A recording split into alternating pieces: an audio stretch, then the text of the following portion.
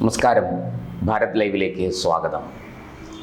കേരള സർവകലാശാലയിൽ ഭാരതാംബയുടെ ചിത്രം സെനറ്റ് ഹാളിൽ സ്ഥാപിച്ച് ഒരു സ്വകാര്യ പരിപാടി സംഘടിപ്പിച്ചപ്പോൾ അതിനെതിരെ ശക്തമായ പ്രതിഷേധവും ശക്തമായ എതിർപ്പുമായി രംഗത്ത് വന്ന ആൾക്കാർ ആരൊക്കെയാണെന്ന് നമുക്കറിയാം. ഗവർണർ പങ്കെടുത്ത പരിപാടിയാണ്, സ്വകാര്യ ചടങ്ങാണ്.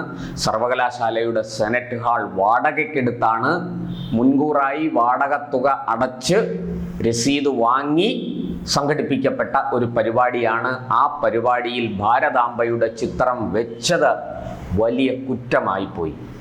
മാത്രമല്ല, രാജ്ഭവനിൽ നിന്ന് ഗവർണർ ഇങ്ങോട്ടേക്ക് സെനറ്റ് ഹാളിലേക്ക് യാത്ര ആരംഭിച്ച ശേഷം ആ പരിപാടി റദ്ദാക്കപ്പെട്ടു എന്ന് പറഞ്ഞ് ഗവർണറെ വെല്ലുവിളിച്ച ഒരു സംസ്ഥാനത്തിൻ്റെ ഭരണത്തിൻ്റെ ഒന്നാമൻ, അല്ലെങ്കിൽ ആ സംസ്ഥാനത്തിൻ്റെ ഭരണത്തലവൻ, അങ്ങനെയുള്ള ഭരണത്തലവനെ വെല്ലുവിളിക്കാൻ പോലും ധൈര്യം കാണിച്ച ഒരാൾ കേരള സർവകലാശാലയിൽ ഉണ്ടായിരുന്നു. അത് മറ്റാരുമല്ല, അന്ന് രജിസ്ട്രാറുടെ ചുമതല വഹിച്ചിരുന്ന KS അനിൽകുമാർ ആണ്. ആ അനിൽകുമാറിൻ്റെ സ്ഥിതി ഇന്ന് വളരെ പരിതാപകരമായിരിക്കുന്നു എന്നാണ്. സിൻഡിക്കേറ്റിൻ്റെയും സെനറ്റിൻ്റെയും ഒക്കെ ഉപദേശം കേട്ടുകൊണ്ട് ഭാരതാംബയുടെ ചിത്രം വലിച്ച് നിലത്തിട്ട് ചവിട്ടിയരയ്ക്കാൻ ശ്രമിച്ച അനിൽകുമാർ കൊടുക്കേണ്ടി വന്നത് വലിയ വിലയാണ്. മാത്രമല്ല, ഗവർണർ രാജ്ഭവനിൽ നിന്ന് ഇറങ്ങിയതിന് ശേഷം രാജ്ഭവനിലേക്ക് വിളിച്ചു പറയുകയാണ്, ഈ പരിപാടി റദ്ദാക്കിയിരിക്കുന്നു, ഗവർണർ ഇങ്ങോട്ടേക്ക് വരണ്ട എന്ന്. നോക്കൂ, ഒരു ഗവർണറെ ശാസിക്കാനും വരുതിക്ക് നിർത്താനുമുള്ള അധികാരം ഒരു സർവകലാശാലയുടെ ഗവർണർ ചാൻസലറായിരിക്കുന്ന സർവകലാശാലയുടെ കീഴിൽ ജോലി ചെയ്യുന്ന കേവലം ഒരു രജിസ്ട്രാർക്ക് ഉണ്ടോ?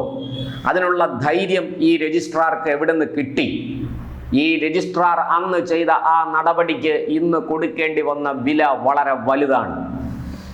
ഇതേ സംബന്ധിച്ച് അന്വേഷണം നടത്തിയ vice chancellor doctor Mohan Kunnummel രജിസ്ട്രാറുടെ നടപടിയിൽ വീഴ്ചയുണ്ടെന്നും രജിസ്ട്രാർ ആണെന്നും ചൂണ്ടിക്കാട്ടി റിപ്പോർട്ട് കൊടുത്തു. ചാൻസലറായ ഗവർണർ ആ റിപ്പോർട്ട് അംഗീകരിച്ചുകൊണ്ട്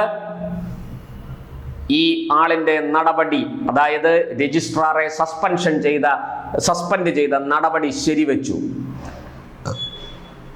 അന്ന് സസ്പെൻഷനിലായ രജിസ്ട്രാർ അനിൽകുമാർ പല വിധത്തിൽ തിരികെ സർവകലാശാലയിൽ കയറാൻ ശ്രമിച്ചു. നേരിട്ടും അല്ലാതെയും ജീവനക്കാരെ ഭീഷണിപ്പെടുത്തിയും ബലമായി ഓഫീസിൽ അതിക്രമിച്ചു കടന്നും തൻ്റെ സിസ്റ്റത്തിൻ്റെ പാസ്വേഡ് അടുത്ത രജിസ്ട്രാറായി നിയോഗിക്കപ്പെട്ട വ്യക്തിക്ക് കൊടുക്കാതെയും ഒക്കെ അനിൽകുമാർ വലിയ കളികൾ കളിച്ചു നോക്കി. ഒടുവിൽ കോടതിയെ ശരണം പ്രാപിച്ചു. കോടതിയിൽ ഹർജി കൊടുത്തു, ഈ സസ്പെൻഷൻ നടപടി റദ്ദാക്കണം എന്നാവശ്യപ്പെട്ട്. കോടതി ഹർജി പരിഗണിച്ചെങ്കിലും ഈ സസ്പെൻഡ് ചെയ്ത നടപടി സ്റ്റേ ചെയ്തില്ല. അവിടെ തന്നെ രജിസ്ട്രാർക്ക് ആദ്യത്തെ അടി കിട്ടി. രജിസ്ട്രാർ വിചാരിച്ചത് പിണറായി വിജയൻ സർവശക്തനായ മുഖ്യമന്ത്രിയാണ്, തന്നെ അദ്ദേഹം രക്ഷിക്കും എന്നാണ് ഈ രജിസ്ട്രാർ അനിൽകുമാർ കരുതിയിരുന്നത്, ഉറച്ചു വിശ്വസിച്ചിരുന്നത്. പക്ഷേ അനിൽകുമാറിൻ്റെ ധാരണകളെല്ലാം പൊട്ടിപ്പൊളിഞ്ഞുപോയി. സാക്ഷാൽ പിണറായി വിജയൻ തന്നെ, മുഖ്യമന്ത്രി തന്നെ ഗവർണർക്ക് മുന്നിൽ കീഴടങ്ങുന്ന കാഴ്ച നമ്മൾ കഴിഞ്ഞ ദിവസം കണ്ടു. ഗവർണർ വരച്ച വരയിൽ മുഖ്യമന്ത്രി എത്തി നിൽക്കുന്ന കാഴ്ചയും കേരളം കണ്ടു. ഡോക്ടർ സിസ തോമസിനെ സാങ്കേതിക സർവകലാശാലയുടെ VC ആയി നിയമിക്കണം എന്ന ഗവർണറുടെ നിലപാട് മുഖ്യമന്ത്രിക്കും ശരിവെക്കേണ്ടി വന്നു. ഇതാ ഇന്നിപ്പോൾ പുറത്തു വന്നിരിക്കുന്ന വാർത്ത, ഈ രജിസ്ട്രാർ, സസ്പെൻഷനിൽ കഴിയുന്ന രജിസ്ട്രാർ തിരിച്ച് തൻ്റെ പഴയ ലാവണത്തിലേക്ക് Sasthamkotta DB college Devaswom board college പ്രിൻസിപ്പലായിട്ട് തിരികെ മടങ്ങുകയാണ്. സർക്കാർ ഉത്തരവ് പുറത്തു വന്നു. അതും അനിൽകുമാർ ആവശ്യപ്പെട്ടിട്ടാണ് സർക്കാർ ഈ ഉത്തരവ് ഇറക്കിയതെന്നും സർക്കാരിൻ്റെ തന്നെ ഉത്തരവിൽ പറയുന്നു. പക്ഷേ ഈ പറഞ്ഞതുപോലെ സസ്പെൻഷൻ നിലനിൽക്കുമ്പോൾ അവിടെ എങ്ങനെ ഇദ്ദേഹം പ്രിൻസിപ്പലിൻ്റെ പദവിയിൽ ജോയിൻ ചെയ്യും എന്നുള്ളതാണ് ഇപ്പോൾ ഉയരുന്ന ചോദ്യം. ഹർജി വീണ്ടും പരിഗണിക്കാനിരിക്കുകയാണ്. അപ്പോഴാണ് രജിസ്ട്രാറുടെ ഈ മടക്കം എന്നുള്ളതും വളരെ ശ്രദ്ധേയമാണ്. ആ ഹർജിയിന്മേൽ ഇനി പ്രത്യേകിച്ചൊന്നും സംഭവിക്കും എന്നെനിക്ക് തോന്നുന്നില്ല. പക്ഷേ ഈ സസ്പെൻഷൻ നടപടി പിൻവലിക്കണമെങ്കിൽ ചാൻസലർ കൂടിയായ ഗവർണർ തന്നെ വിചാരിക്കണം. ഗവർണർക്ക് ഈ കാര്യത്തിൽ തീരുമാനിക്കാനുള്ള അധികാരമുണ്ട്. ഗവർണർ മറിച്ചൊരു തീരുമാനമെടുത്താൽ, സസ്പെൻഷൻ തുടരട്ടെ എന്നാണ് തീരുമാനമെങ്കിൽ അനിൽകുമാറിന്റെ ചീട്ട് കീറും, ഒരു സംശയവുമില്ല. മറിച്ച് ഗവർണർക്ക് ദയ തോന്നി സസ്പെൻഷൻ പിൻവലിച്ചാൽ അനിൽകുമാറിന് DB കോളേജിന്റെ പ്രിൻസിപ്പളായി വീണ്ടും ചുമതലയേൽക്കാം. എന്തായാലും ഈ രാഷ്ട്രീയക്കാരുടെ വാക്കും കേട്ടുകൊണ്ട് ഒരു അധ്യാപക വൃത്തി ചെയ്തുകൊണ്ടിരുന്ന, അധ്യാപക പദവിയിലിരുന്ന, പ്രിൻസിപ്പൽ പദവിയിലിരുന്ന ഒരാൾ തരംതാണ രാഷ്ട്രീയ കളി കളിച്ചപ്പോൾ ഗവർണർക്ക് ശക്തമായ നിലപാട് സ്വീകരിക്കേണ്ടി വന്നു.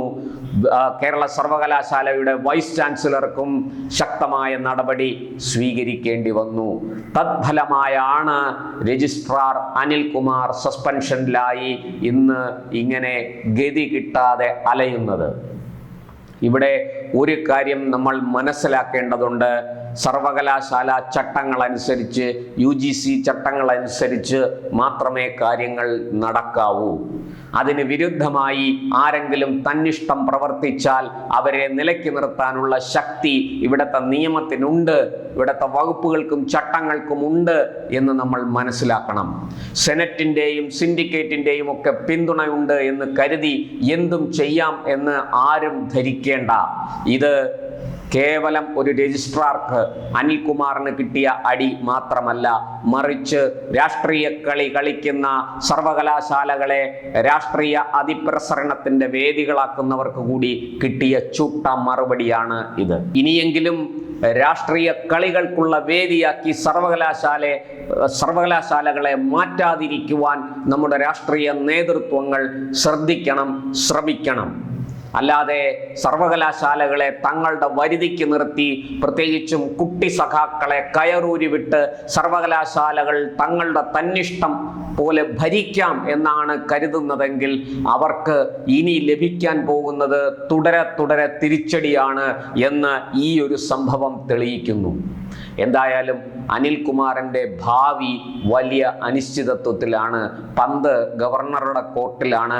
ഗവർണർ തീരുമാനിക്കുന്നത് പോലെ VCക്ക് നടപടി സ്വീകരിക്കാൻ കഴിയുള്ളൂ. ചാൻസലർ കൂടിയായ ഗവർണർക്ക് ദയ തോന്നിയാൽ അനിൽകുമാറിന് ശിഷ്ടകാലം പ്രിൻസിപ്പളായി തുടർന്ന് പെൻഷൻ പറ്റി പിരിയാം, ആനുകൂല്യങ്ങളെല്ലാം വാങ്ങാം. മറിച്ചാണെങ്കിൽ അനിൽകുമാറിന്റെ കാര്യത്തിൽ എന്ത് സംഭവിക്കും എന്ന് നമുക്ക് പറയാൻ കഴിയില്ല. സ്ഥിതി വളരെ ഗുരുതരമാണ് അനിൽകുമാറിനെ സംബന്ധിച്ചിടത്തോളം.